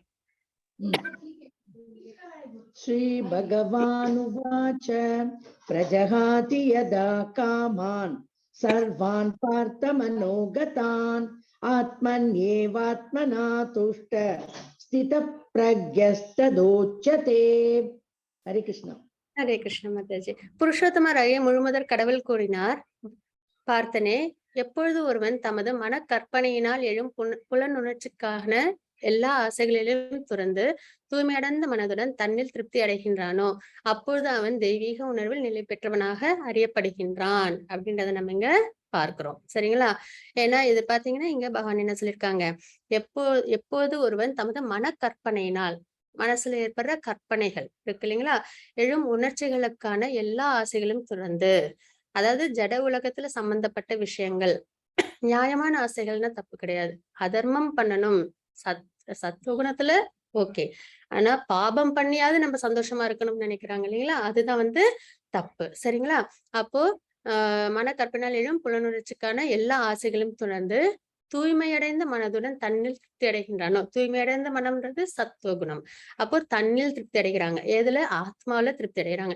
ஆத்மாதான் நித்தியமானது அப்படின்னும் போது நம்ம அதுக்கான இம்பார்ட்டன்ஸை நம்ம அதிகப்படியா கொடுக்கணும் அப்படின்றது நம்ம இங்க தெரிஞ்சுக்கிறோம். அப்பொழுது அவன் தெய்வீக உணர்வில் நிலை பெற்றவனாக அறியப்படுகின்றான். அப்ப இதெல்லாம் நம்ம தெரிஞ்சுக்கணும் அப்படின்னா நம்ம நம்மளோட ஸ்கிரிப்சர்ஸை நம்ம நல்லபடியா தெரிஞ்சுக்கணும். பகவத்கீதை, பாகவதம் இதெல்லாம் நம்ம தெரிஞ்சுக்கும் பொழுது நம்மளால இந்த தெய்வீக உணர்வுல நிலை பெற முடியும். ஆத்மா நித்தியமானது. அதுக்கப்புறம் பகவானுக்கு சேவை பண்ணணும், பகவானை திருப்தி பண்ணணும். யாரு பகவான்றதையும் நம்ம தெரிஞ்சுக்கணும். வேதத்துல இருக்கு பகவான் யாரு அப்படின்றது தெரியுது இல்லைங்களா? அப்போ இந்த மாதிரி நிறைய ஸ்கிரிப்சர்ஸ் நம்ம படிக்கும்போது நம்ம தெய்வீக உணர்வுகள் நம்மளால நிலை பெற முடியும். அப்ப நம்ம ஸ்கிரிப்சர்ஸ் படிக்கும்போது ஆட்டோமேட்டிக்கா நம்மளோட டைம் எல்லாம் யார் மேல நம்ம என்கேஜ் பண்றோம்? பகவான் மேல என்கேஜ் பண்றோம். அதனால நம்ம மெட்டீரியல் விஷயத்துல தேவையில்லாத மனக்கசப்பு, தேவையில்லாத மன சஞ்சலம், இதுல இருந்து நம்மளால என்ன பண்ண முடியும்? விடுதலை அடைஞ்சு ஓரளவுக்காவது நம்மளால அதுல இருந்து வெளியில வந்து நம்ம என்ன பண்றோம்? பக்தி சேவையில ஈடுபடுறோம். இப்ப பாத்தீங்கன்னா 24 மணி நேரம் எல்லாருக்கும் பகவான் கொடுக்குறாங்க. அதுல நம்ம இந்த 1 மணி நேரம் நம்ம என்ன பண்றோம்? பக்தி பகவானை பத்தி நம்ம தெரிஞ்சுக்கிறோம். பகவான் சொன்ன விஷயங்களை நம்ம தெரிஞ்சுக்கிறோம் இல்லைங்களா? இதே இந்த கிளாஸ் இல்ல அப்படின்னா இந்த நேரத்தையும் நம்ம என்ன பண்ணுவோம்? யாரோ நம்மள கஷ்டப்படுத்தினதை நினைச்சு நம்ம வருத்தப்படுவோம். இல்ல இந்த ஆசை நிறைவேறுமா ஏறாதா அப்படின்னு நிறைவேறாதா அப்படின்ற ஒரு கவலையில இருப்போம் இல்லைங்களா? அந்த மாதிரி ஏதோ ஒரு விஷயத்துல தான் நம்மள சம்மந்தப்பட்டிருப்போம். ஆனா இதே நம்ம இந்த மாதிரி நிறைய பக்தி சேவை, அதாவது இந்த பகவானை பத்தின விஷயங்கள் நம்ம என்கேஜ் பண்ணும்போது அந்த மாதிரி தாட்ஸ் நம்ம கிட்ட இருந்து வராம நம்ம என்ன பண்றோம்? ஓரளவு நம்மள பகவான் பக்கம் திருப்புறோம். அப்படின்ற பட்சத்தில் நம்மளுக்கு தெய்வீக உணர்வு நம்மளுக்கு என்ன வரும்? ஆட்டோமேட்டிக்கா நம்மளுக்கு நிறைய வரும் அப்படின்றத தெரிஞ்சுக்கிறோம். மாதாஜி 62.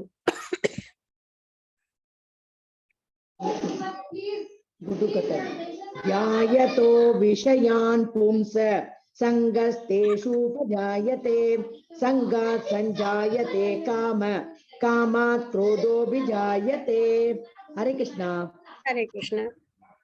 பலநோக்கு பொருட்களை சிந்திப்பதால் மனிதன் அதன் மேல் பற்றுதலை வளர்த்துக் கொள்கின்றான். அந்த பற்றுதலில் இருந்து காமமும், காமத்திலிருந்து கோபமும் தோன்றுகின்றது அப்படின்றத நம்ம இங்க தெரிஞ்சுக்கிறோம். சரிங்களா? இந்த ஸ்லோகமும் இதுக்கு அடுத்த ஸ்லோகமும் நம்மளுக்கு முக்கியமான ஒரு விஷயத்த சொல்லும். அது என்ன அப்படின்றத நம்ம பார்க்கலாம். மாதாஜி 66. क्रोधात् भवति सम्मोह सम्मोहा स्मृति विभ्रमः स्मृतिभ्रंशात् बुद्धिनाशो बुद्धिनाशात् प्रणश्यति. கோபத்திலிருந்து பூரண மயக்கமும், மயக்கத்தினால் நினைவு நிலை இழப்பு ஏற்படுகின்றன. நினைவு குழம்புவதால் அறிவு இழக்கப்படுகிறது.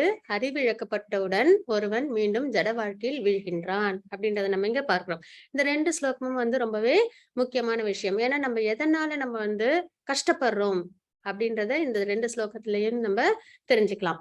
அது என்ன அப்படின்னு பார்த்தோம்னா, ஃபர்ஸ்ட் ஆசை. ஏதோ ஒரு விஷயம், நம்மளுக்கு 5 புலன்கள் இருக்கு இல்லைங்களா? கண், காது, மூக்கு, வாய், தொடுதல் இதெல்லாம். அப்போ ஆசை. அப்போ அந்த புலன்களுக்கு ஒரு ஆசை இருக்கும். இப்ப நாக்கு அப்படின்னா நல்லா சாப்பிடணும், நல்லா டேஸ்டியா சாப்பிடணும் அப்படின்ற ஒரு ஆசை இருக்கும். அதே மாதிரி காது, அது நல்ல விஷயங்களை நம்ம பிடிச்சமான விஷயங்களை நம்ம நிறைய கேட்கணும் அப்படின்ற ஆசைகள் எல்லாமே நிறைஞ்சிருக்கும். அப்ப அந்த ஆசை அந்த புலன் பொருட்கள் இருக்கு இல்லைங்களா? அந்த புலன் பொருட்களை பார்க்கும்போது நம்மளுக்கு அந்த ஆசை ஏற்பட்டுடும்.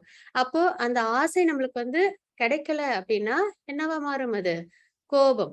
சரிங்களா? அதாவது இதுல இருந்து ஸ்டார்ட் பண்ணும். புலன்களில் ஈடுபடும் பொருட்களை பார்க்கும்போது நம்மளுக்கு ஆசை, அதோட ஒரு இணைப்பு ஏற்படும்.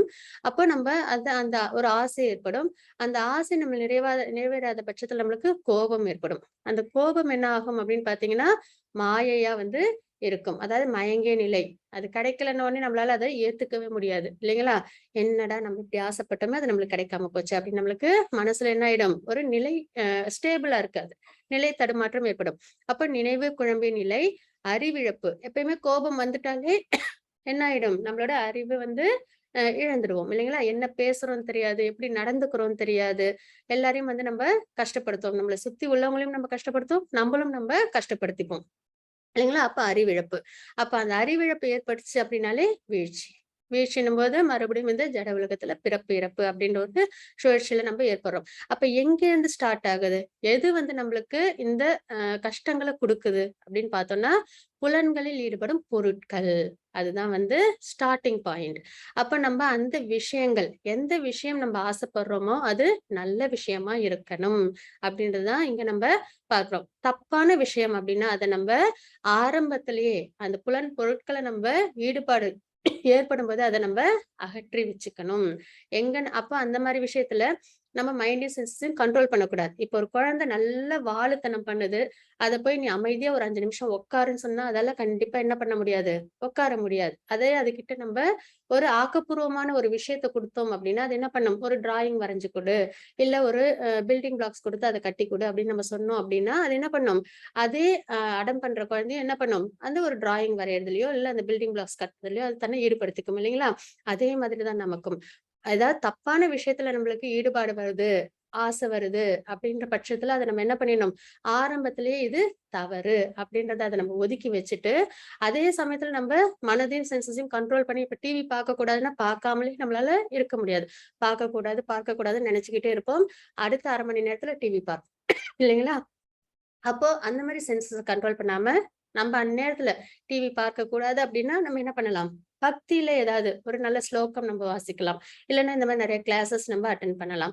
இந்த மாரி நம்ம பக்தி சேவையில நம்மள ஈடுபடுத்திக்கலாம். சரிங்களா? அப்ப நல்ல நல்ல விஷயங்கள்ல நம்மள ஈடுபடுத்தும் பொழுது, இந்த வீழ்ச்சி நம்மளுக்கு ஏற்படாது.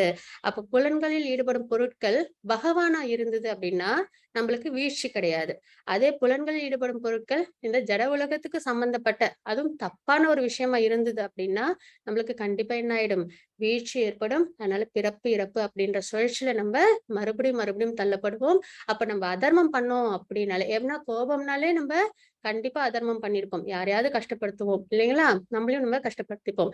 அப்ப அதுக்கான தண்டனையை நம்ம கண்டிப்பா அனுபவிப்போம். ஏன்னா கர்மம்ன்றது ரொம்பவே ஸ்ட்ராங் ஆனது. அப்போ நம்ம அந்த விஷயத்துல நம்ம ரொம்ப ஜாக்கிரதையா இருக்கணும். அப்ப எந்த இடத்துல நம்ம ஜாக்கிரதையா இருக்கணும் அப்படின்றத நம்ம இந்த ஸ்லோகத்துல இருந்து நம்ம தெரிஞ்சுக்கணும். அந்த மாதிரி வீழ்ச்சி அடைஞ்சோம் அப்படின்னா, இந்த 84 லேக் ஸ்பீஷீஸ்ல மறுபடியும் பிறப்பு, இறப்பு, பிறப்பு, இறப்பு அப்படின்றதுல நம்ம இந்த ஸ்டேஜ்ல இருப்போம். அதுதான் இந்த நீர்வாழ் உயிரினத்துல இருந்து ஸ்டார்ட் ஆகி, அதுக்கப்புறம் வந்து மரச்செடி கொடிகள், அதுக்கப்புறம் வந்து பேர்ட்ஸ், அனிமல்ஸ் இந்த மாதிரி நிறைய பிறப்பெடுத்து அதுக்கப்புறம் மனிதனா நம்ம வரோம். இதுவரைக்கும் கர்மா கிடையாது. ஆனா இதுக்கப்புறம் கர்மா உண்டு. ஏன்னா மனிதனுக்கு மட்டுமே அந்த நாலேஜ் உண்டு. பகவான் யாருன்னு தெரிஞ்சுக்கிட்டு பக்தி சேவையில ஈடுபடுற ஒரு முக்கியமான ஒரு விஷயம் மனிதனுக்கு உண்டு. அப்போ அந்த மனித வாழ்க்கைன்றது கிடைத்திற்கரியது. ஏன்னா 84 லேக் ஸ்பீஷீஸ்ல இத்தனை பிறப்புகளை நம்ம எடுத்திருக்கோம். அப்பெல்லாம் பகவான் யாருன்னு தெரிஞ்சுக்கணும்னு நம்மளுக்கு தெரியவே தெரியாது. ஆனா மனிதனா பிறந்ததுக்கு அப்புறமும் அது தெரிஞ்சுக்கல அப்படின்னா அது நம்மளோட தவறு. இப்போ ஒரு ஒரு ஒரு கண்ட்ரிக்கு போறோம். அங்க வந்து டிராபிக் ரூல்ஸ் இருக்கு. ஆனா அத நம்ம தெரிஞ்சுக்கல. நம்ம வந்து டிராபிக் ரூல்ஸ வந்து நம்ம வந்து மீறுறோம் அப்படின்னா, சரி இவங்க புதுசா வந்திருக்காங்க, தெரியாம பண்ணிட்டாங்கன்னு விட மாட்டாங்க. வந்திருக்க கண்ட்ரிக்கு நீ அந்த ரூல்ஸ் தெரிஞ்சிருக்கணும். இல்லன்னா ஃபைன் பண்ணுவாங்க, பனிஷ் பண்ணுவாங்க இல்லைங்களா? அதே மாதிரி தான். மனிதனா பிறக்கிறோம் அப்படின்னாலே, நம்ம பகவான் யாரு? அதுக்கப்புறம் நம்ம அடைய வேண்டிய இடம் என்ன?